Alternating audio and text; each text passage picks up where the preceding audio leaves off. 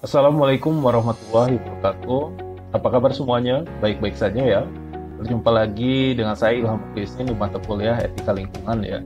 Kalau kemarin kita sudah membahas seperti apa sih dampak negatif dari pertanian ya terhadap lingkungan kita, maka hari ini kita akan membahas ya peranan ya dari ilmu pengetahuan dan teknologi dalam melindungi lingkungan kita ya. Yuk kita cek. Kita akan berbicara tentang green technology ya secara singkat saja, lalu bagaimana sih cakupan dari green technology tersebut ya.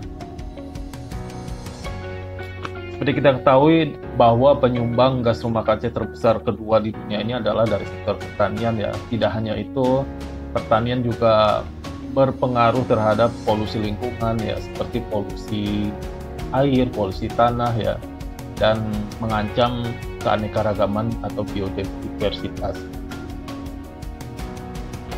Nah, manusia memang di satu sisi dituduh ya, bukan dituduh, tapi memang penyebab dari kerusakan yang ada di lingkungan ini ya. Kera mungkin tidak merusak hutan, badak juga tidak merusak tanah, tapi manusialah ya. Manusia memang merusak, tapi manusia juga dibekali akal ya oleh Tuhan Yang Maha Esa ya. Yang dari akal tersebut manusia mendapatkan ilmu pengetahuan dan teknologi yang nantinya atau sekarang ini bahkan ya digunakan untuk memproteksi atau melindungi planet yang kita cintai ini ya.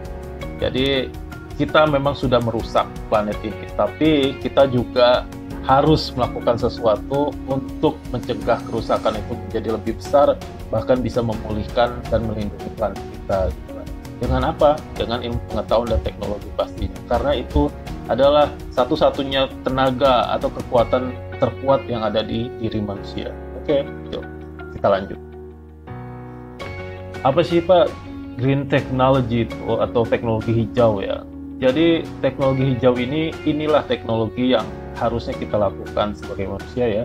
Kita terapkan agar di satu sisi kehidupan kita tetap menjadi nyaman gitu. Maksudnya kita juga masih bisa merasakan nikmatnya teknologi ya dengan kemudahan-kemudahan yang diciptakan, yang diberikan dari teknologi. Tapi di sisi lainnya juga kita tetap dapat memproteksi alam kita ya. Kalau di masa lalu mungkin kita punya teknologi ya, tapi dari teknologi itu dampak kerusakan ke lingkungannya tinggi sekali ya. Tapi beriring sejalannya waktu ya, teknologi-teknologi ini menjadi semakin baik ya. Maksudnya semakin ramah lingkungan ya, karena manusia semakin banyak menemukan hal-hal baru ya dalam atau teknologi. Jadi clean technology atau notabene-nya adalah green technology ini adalah penerapan ilmu pengetahuan dan teknologi ya, di mana kita masih bisa menjaga lingkungan dan sumber daya alam kita ya, serta mengurangi ya dampak kerusakan lingkungan akibat aktivitas kita sebagai manusia ya. Paham nggak? Di satu sisi kita masih bisa menikmati teknologi tersebut, tapi di sisi lainnya keberadaan teknologi tersebut dia tidak merusak ya. Kalaupun ada itu sudah berkurang atau sedikit ya, tapi memang dia rendah, maksudnya resiko untuk kerusakan lingkungannya rendah. Gitu. Berbicara tentang green technology ya, teknologi itu kan banyak ya, bisa dalam berbentuk produk ya, juga dia bisa berbentuk dalam peralatan ya, equipment di situ ya. Bisa juga dia dalam bentuk sistem. Sistem di sini adalah tata cara ya, prosedural gitu ya. Jadi tiga inilah ya yang kita sebut teknologi ini itu juga ada dalam green technology ya. Misalkan kita menggunakan produk katakanlah pupuk organik, apakah itu bisa disebut sebagai green technology? Ya, misalkan dia ternyata ramah lingkungan, dia sebagai produk berarti adalah produk green technology. Misalkan kita dalam memproduksi padi gitu, kita menggunakan traktor yang dia menggunakan energi listrik gitu ya, bukan dari bahan bakar fosil, tapi dia dari listrik yang dicas layaknya mobil listrik atau sepeda listrik. itu bisa juga disebut sebagai peralatan di dalam teknologi hijau atau green technology ya. Atau misalkan kita menggunakan sistem pertanian tumpang sari atau sistem pertanian organik ataupun sistem pertanian polikultur yang dalam praktiknya itu mengarah ke kelestarian lingkungan, maka sistemnya itu masuk dalam cakupan teknologi hijau. Paham ya? Jadi tidak hanya produk, tapi teknologi hijau ini bisa juga dalam bentuk peralatan dan juga dalam bentuk sistem atau tata cara atau metode atau prosedural. Tujuannya apa sih Pak kita menerapkan atau menciptakan green technology? Setidaknya ada 4 ya deh ya, yaitu kita ingin menyelesaikan ya masalah-masalah yang ada di lingkungan saat ini. Kita selama ini menggunakan pestisida, terus mengkontaminasi tanah dan air. Kita ingin hal seperti itu berhenti gitu ya.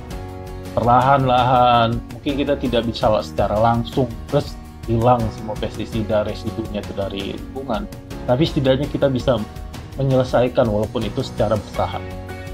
Lalu goals yang berikutnya adalah mengurangi emisi gas rumah kaca ya. Kita ingin mengurangi, kita ingin berkomitmen kalau usaha kita ya, khususnya usaha kita dalam pertanian itu semakin berkurang dalam artian produksi gas rumah kaca yang semakin rendah ya, emisinya semakin rendah. Lalu goal yang ketiga adalah melestarikan sumber daya alam ya. Kalau selama ini kita banyak merusak alam-alam liar ya, hutan-hutan alami ya, kita stop melakukan itu. Yuk kita reboisasi hutan-hutan gundul, kita gunakan lahan-lahan marginal contohnya ya, untuk bisa ditanami, untuk bisa menghasilkan makanan untuk manusia. Di sini berarti kita sudah membantu melestarikan sumber daya alam. Lalu goal keempat itu adalah meningkatkan kesehatan dan kesejahteraan manusia. Kita juga tidak bisa menutup mata ya, kalau dari aktivitas kita bertani gitu, atau apapun itulah industri, transportasi, segala macam perkantoran, kita secara sadar kalau aktivitas-aktivitas tertentu secara umum itu banyak yang pada akhirnya ya itu akan kembali kita melakukan sesuatu yang jahat ke alam. Pada akhirnya kita hanyalah berbuat jahat ke diri kita sendiri ya. Kita sudah menebang hutan, akhirnya terjadi pemanasan global, ya tersiksa siapa? Ya kita juga ya. Terus kita juga mengkontaminasi air, terus airnya kita juga yang minum gitu kan. Jadi ya kita juga, tujuan dari green technology tidak lain adalah untuk kesehatan atau kesejahteraan manusia itu sendiri. Paham ya? Berbicara tentang green technology ya, banyak sekali sektor dalam kehidupan manusia yang dicakup ya. Pertama itu adalah bangunan dan infrastruktur ya. Jadi sekarang ini bangunan-bangunan modern itu didesain ya, bagaimana dia bisa lebih ramah lingkungan. Contohnya bagaimana penggunaan listriknya itu bisa rendah karena misalkan nanti mempengaruhi misalkan temperatur ya. Bagaimana gedung bertingkat itu ya walaupun kena terik matahari tapi suhu di dalamnya itu bisa tidak terlalu panas gitu. Tidak terlalu panas sehingga penggunaan listrik untuk air conditioner itu bisa menjadi rendah. Atau didesain bagaimana tata letak ruangan di dalam gedung itu dia bisa untuk penghematan kelistrikan atau penerangan sehingga nanti listriknya pun bisa menjadi rendah gitu. Seperti itu. Juga dalam hal manajemen pembuangan sampah dan limbah ya, kita banyak ya, kita sudah tahu ini di berita-berita ya kalau ada perusahaan-perusahaan yang sudah mulai dia go green ya, khususnya dalam hal pembuangan limbah ya, yang tadinya dia sembarangan buang ke sungai gitu buang ke laut, tapi sudah mereka mulai sadar ya. Akhirnya ada water treatment di situ, bagaimana air limbah itu tidak langsung dibuang, tapi dia harus diolah terlebih dahulu setelah airnya layak untuk dikonsumsi manusia atau dalam kadar tertentu baru boleh dikeluarkan. Nah, saat itulah baru si air itu dikeluarkan dari water treatment, si di fasilitas pembuangan limbah tersebut. Lalu energi ya, kalau selama ini kita menggunakan energi yang terbilang kotor gitu ya, seperti bahan bakar, batu bara, ataupun solar ya, kita harusnya beralih ke energi yang lebih bersih ya, seperti apa, energi dari matahari gitu ya, pakai solar panel, pembangkit listrik tenaga surya, atau menggunakan turbin angin ya, atau ada saya juga pernah dengar dari ombak, tenaga ombak kayak seperti itu ya, atau panas bumi itu seperti itu. Nah, kita harusnya energi kita itu beralih dari yang kotor menjadi sumber energi yang bersih atau yang clean. Saya pernah dengar itu pernah baca ya sebuah artikel kalau Cina sudah membangun pembangkit listrik tenaga solar panel itu dia di laut dia ya, sekitar laut Cina Selatan. Jadi pembangkit listrik dia menanam solar panel yang banyak gitu ya, di solar panelnya itu mengapung di permukaan laut, itu dia cuma untuk sebagai pembangkit listrik tenaga solar, tenaga sinar matahari. Nah, kita harusnya meniru yang seperti itu ya. Lalu juga sektor berikutnya adalah teknologi informasi dan teknologi. Ya, teknologi informasi teknologi informasi dan teknologi komunikasi ini. Ya maaf ya, itu tidak lengkap ya, informasi dan komunikasi itu bisa digunakan sebagai alat kita ya untuk memproteksi lingkungan. Nanti akan kita bicarakan di slide berikutnya mengenai precision agriculture ya.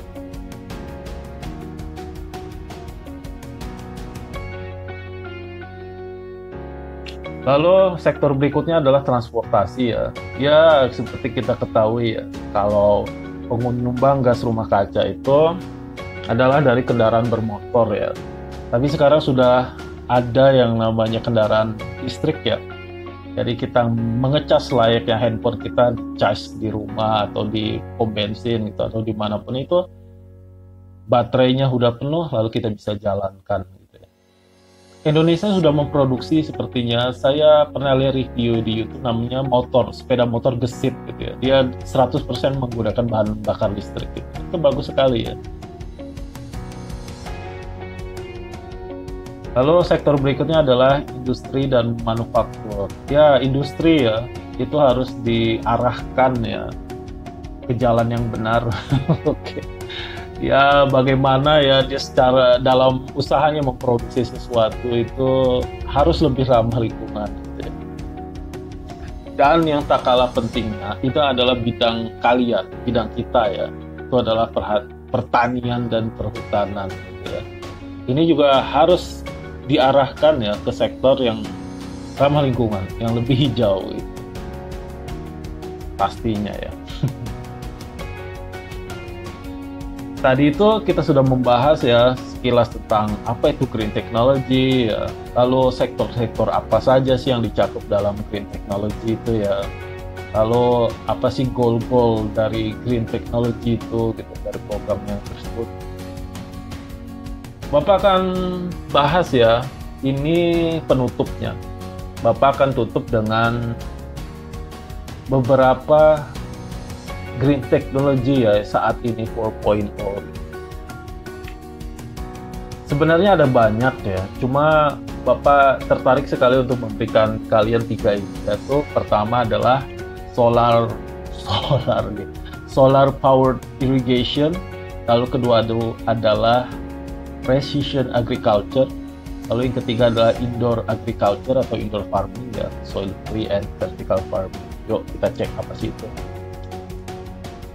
Irigasi tenaga surya, bahasa kerennya solar powered irrigation ya. Solar di sini bukan artinya bahan bakar solar ya, bukan ya. Solar itu bahasa Inggris artinya adalah matahari ya.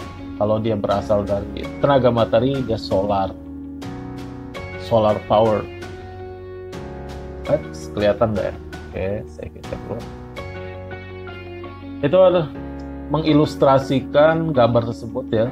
Ilustrasi tentang solar panel, penggunaan solar panel dalam menghasilkan daya listrik untuk menggerakkan pompa air dalam dunia pertanian ya.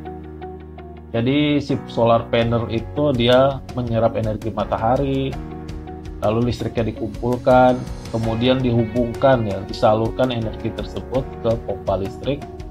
Dari situ si pompa bisa bekerja ya, memompa air, lalu airnya disalurkan ke lahan padi ya, itu ya, seperti itu.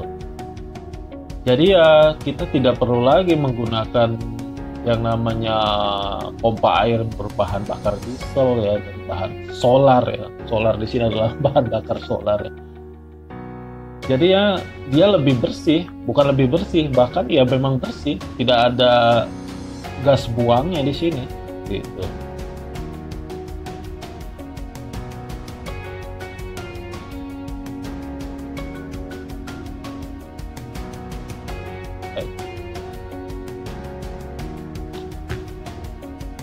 Apakah sudah ada yang menerapkan di Indonesia? Kalian pernah lihat ini? Jauh ini saya belum ya, mungkin saya yang kurang gaul. Oke. Kelebihan dan kekurangan. Oke, kelebihannya mungkin dia tadi bersih ya, ya energinya tuh ya tidak ada gas buangnya. Kekurangannya apa kira-kira?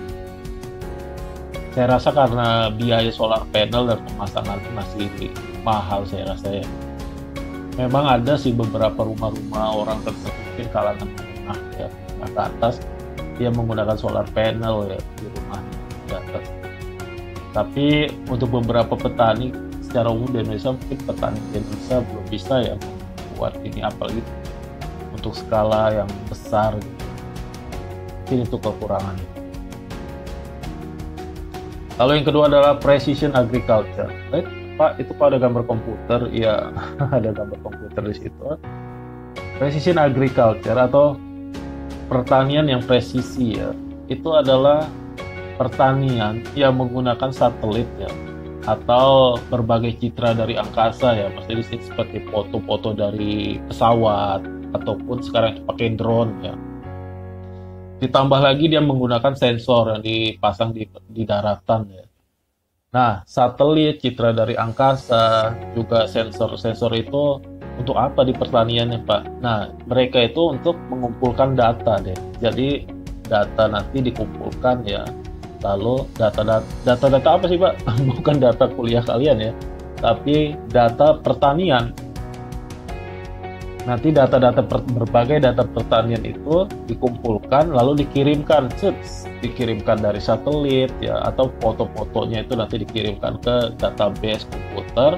Dari situ si petani itu bisa mengakses ya data-data tersebut.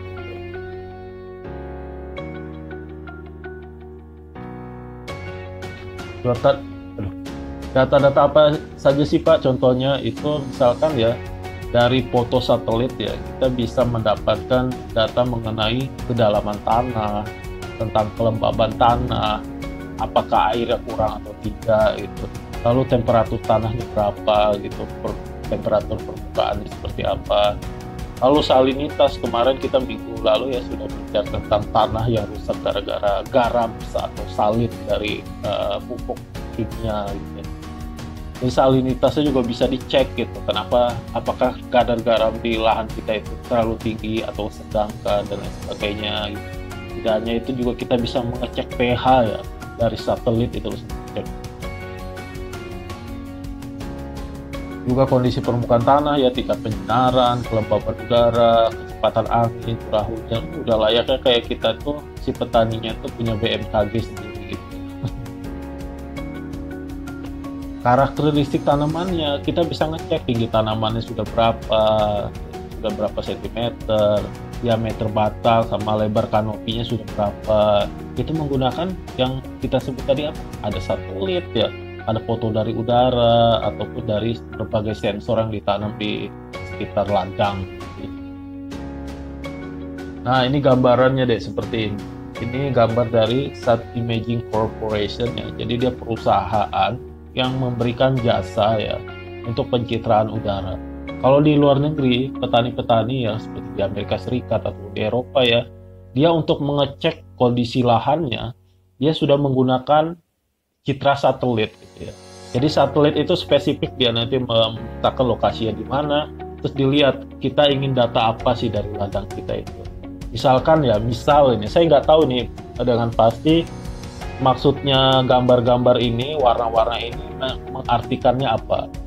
Misalkan seandainya ya, di gambar yang sebelah kiri bagian atas itu kan ada yang sebelah itu warnanya kuning, kuning kemerah-merahan ya. Sedangkan yang sebelah kanannya itu warnanya biru ya, bulat ya. Kok bulat? Iya. Kadang di Amerika itu atau di luar negeri sana itu banyak yang tidak hanya berbentuk persegi atau persegi panjang ya, tapi dia bulat karena alasannya itu adalah irigasi.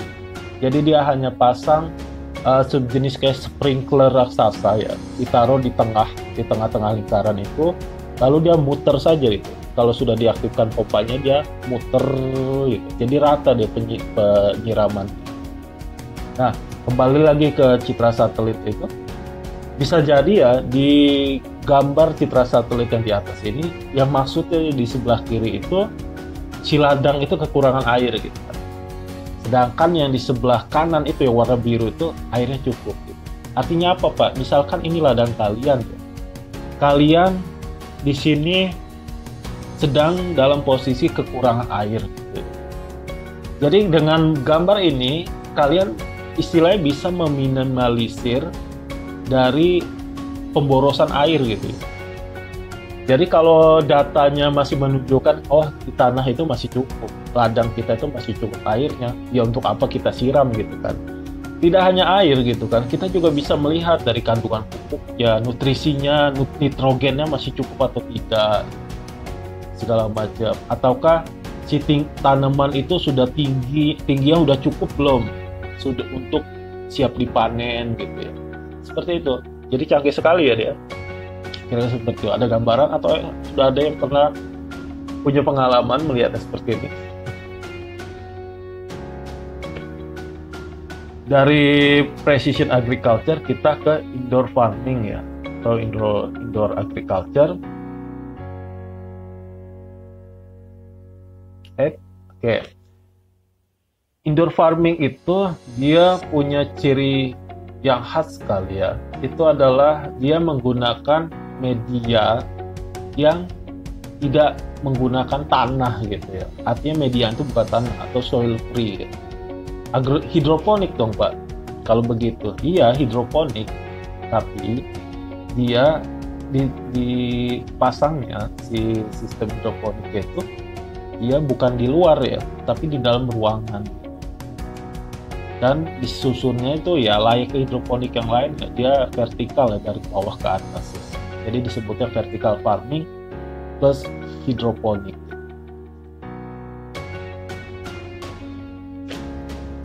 Oke.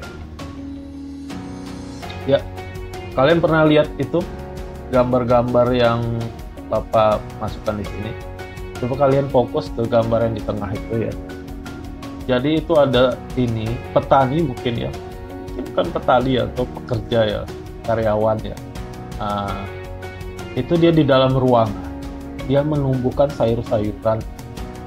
Sayur-sayurannya dia ditumpuk-tumpuk secara vertikal ya ke atas. Itulah kenapa disebut vertical farming ya.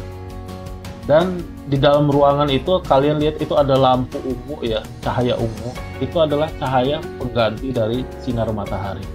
Pada dasarnya sayur-sayuran, tumbuh-tumbuhan itu ya tidak menggunakan secara penuh jenis sinar yang didapatkan dari sinar matahari.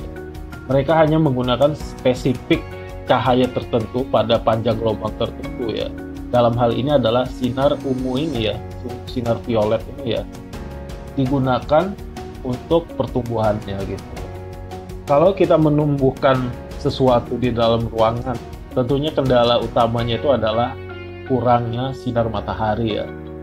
Dan matahari di sini, sinar matahari ini tidak semerta-merta bisa digantikan dengan cahaya lampu biasa gitu ya. Tapi di sini dimodifikasi ya dengan cahaya tertentu dari jenis-jenis lampu tertentu ya. Bisa dari LED dan lain sebagainya untuk menggantikan fungsi dari sinar matahari. Kalau di ruangan seperti ini, kira-kira ada gambaran nggak keuntungan apa atau kerugian apa yang kita bisa dapatkan? Ayo, ada gambaran? Oke ya. Nih, lingkungan tumbuh tanaman itu menjadi terkendali. Karena apa? Karena di dalam ruangannya ini ya, itu dia menggunakan control environment ya, atau control atmosphere system. Jadi kita bisa mengatur pencahayaannya, kita juga bisa mengatur temperaturnya ya, dan lain sebagainya.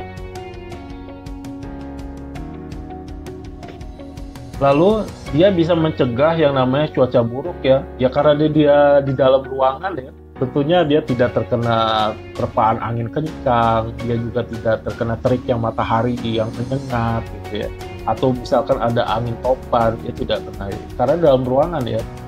Lalu tidak ada hama ya, tikusnya gimana masuknya kalau ternyata memang itu udah ruangannya tertutup rapat, terkendali ya, tikus pun nggak bisa masuk di situ.